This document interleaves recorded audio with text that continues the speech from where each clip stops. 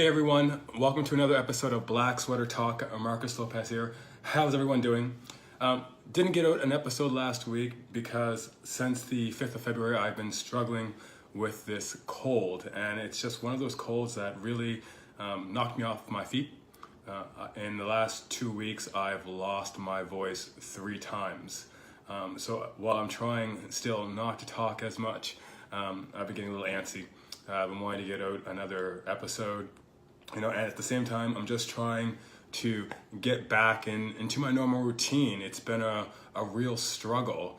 As I said, this cold is hanging around, and it was like bada bing, bada boom, bang, and I was on the sofa for 3 days, unable to move, unable to do anything at one point. I started off this year really well with some of my goals, one of which was, running 50 kilometers every week. And when this cold hit, that came to a screeching halt.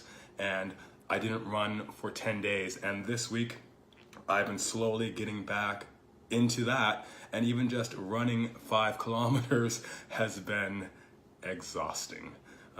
But it's day by day and taking it step by step. And slowly, I'm getting back into that routine, slowly getting back to a space where I feel like, this is who I am. But losing my voice really got me thinking about something else, and that is finding your voice. And for me, my voice for the last 20 years or so has been writing. That's my voice. That's how I express myself. That's what makes me come alive. And not having my voice really that much for the last 2 weeks has been challenging. Not that I'm a huge talker, but just not being able to like sing in the shower or sing around the house. Some days I'm just like breaking into song, and not being able to hit a note, to still hear that raspiness, that hoarseness in my voice.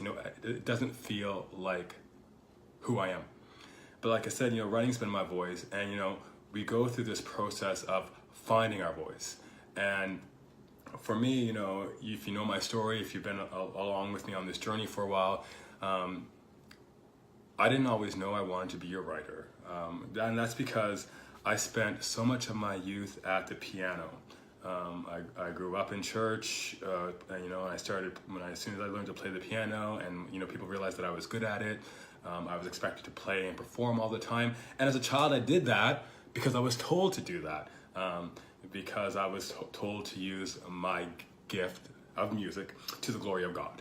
And in that, over the years, that would eventually build resentment, because while I liked music and I love music, and I miss not having a piano at the moment, and I love gospel music, I didn't like performing in front of other people.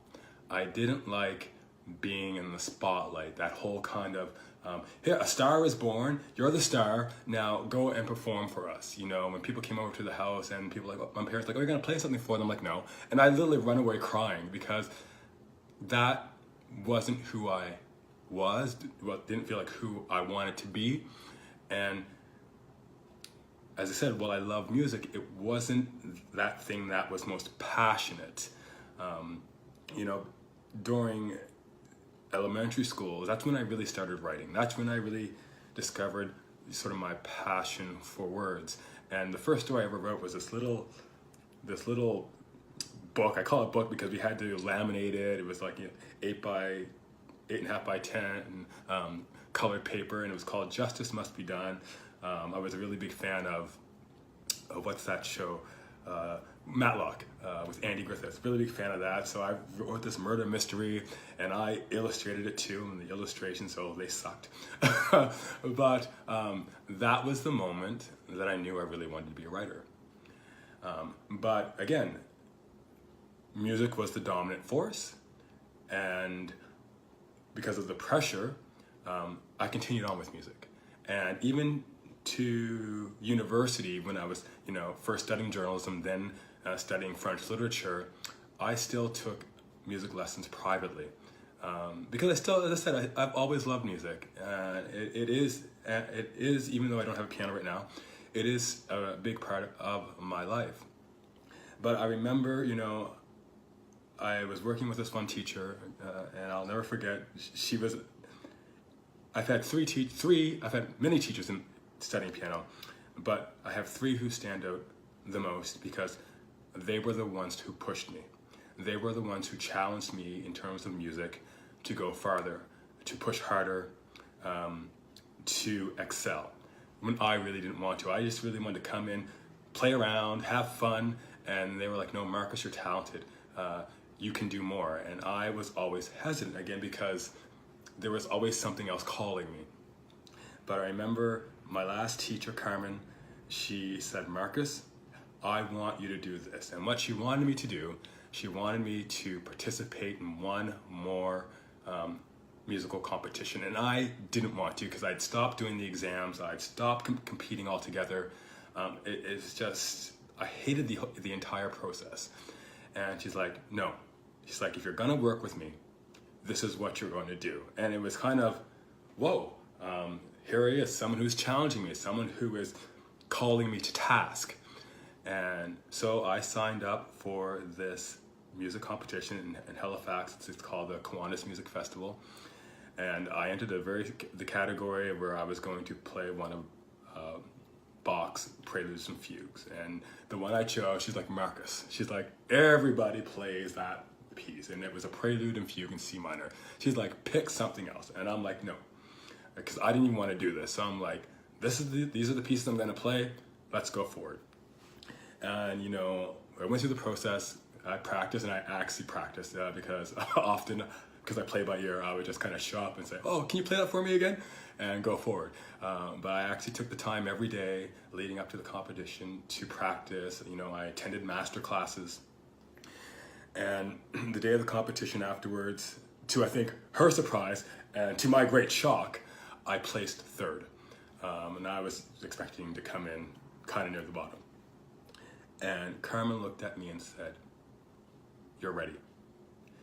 If you want to pursue a career in music, if you want to work for an audition at a music school, I will work with you. Let's do this because you have what it takes to succeed. And that was all I needed. That was that third-party validation where somebody finally said to me, in terms of music, Marcus, you're good enough.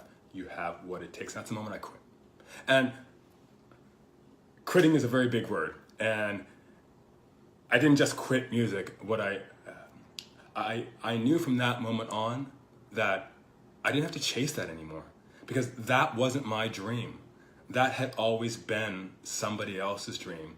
And I said no. I said, while I love piano, while I love music, it's not what makes my heart sing. And so I'm not going to focus on that anymore. And that was the beginning of my transition, the transition into focusing on my writing. And it was the moment I found my voice. And that has always stayed with me. Especially there are days when, you get off track, you feel like you're not going to make it.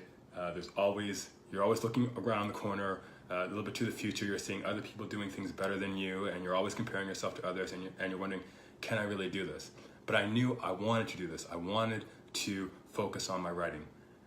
And as I said, that was the moment I found my voice. And that was the moment I understood that finding your voice, it's not about, how good you write or how good you play a piano or a saxophone or whatever instrument, or how good you are at doing stand-up comedy. It's not about being recognized for that your graceful prose or your expressive playing or your gut-wrenching humor.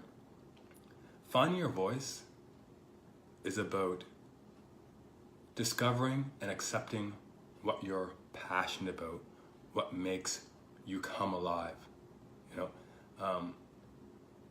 and when you do that, you begin to harness that talent, and you're able to really express who you are. Finding your voice, it's about becoming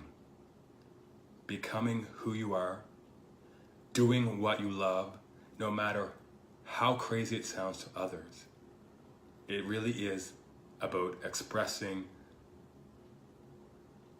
yourself to your full potential. And it's powerful. When you realize that you found your voice, it's a powerful moment in your journey. So I want you to make a promise to me. If you've found your voice, if you know what you're passionate about, if you know what really makes you come alive, start doing it if you're not doing it already. Do it unapologetically. Do it every day, and let the world see who you really are. Be who you really are, and do the thing that makes your heart sing.